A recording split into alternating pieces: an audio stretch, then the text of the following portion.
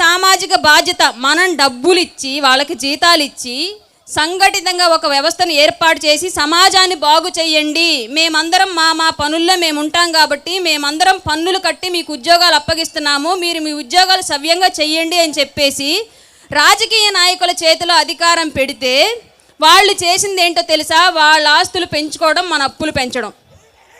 ఎవరికైనా సరైన ఉద్యోగం వచ్చే పరిస్థితి ఆంధ్ర రాష్ట్రంలో ప్రస్తుతం ఉందా?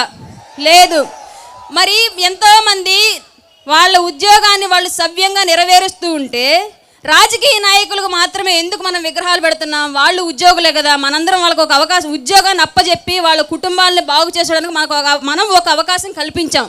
కానీ వాళ్ళు ఏదో వాళ్ళ సొంత డబ్బులతో చేసినట్లుగా ఎందుకు వాళ్ళకి విగ్రహాలు పెట్టి మన వీధుల్లో వాళ్ళ మొహాలను రోజు మనకు రుద్దుతున్నారు? వాళ్ళు ఏమైనా పరమాత్ముల పైనుంచి దిగొచ్చారా? లేదా వాళ్ళ ఆస్తులు ఏమైనా మనకు పెట్టారా? నిద్ర లేస్తే ఒక మున్సిపాలిటీ కార్మికుడు మనం వేసే వ్యర్థాలని మల్లాల్ని అన్నింటినీ వీళ్ళకన్నా సవ్యంగా చక్కగా బాగు చేస్తున్నాడు, అతనికి పెట్టండి ఒక విగ్రహం, ఒప్పుకుంటాం. ఆర్మీలో మా అందరి ప్రాణాల కోసం, మా అందరి కుటుంబాల కోసం వాళ్ళ ప్రాణ త్యాగాలు చేసి రోజు ఎక్కడో ఒక చోట ఎవరో ఒక ఆర్మీ జవాన్ ప్రాణాలు పోగొట్టుకుంటున్నాడు, వాళ్ళకు పెట్టిన వీధి వీధి విగ్రహాలు ఒప్పుకుంటాం.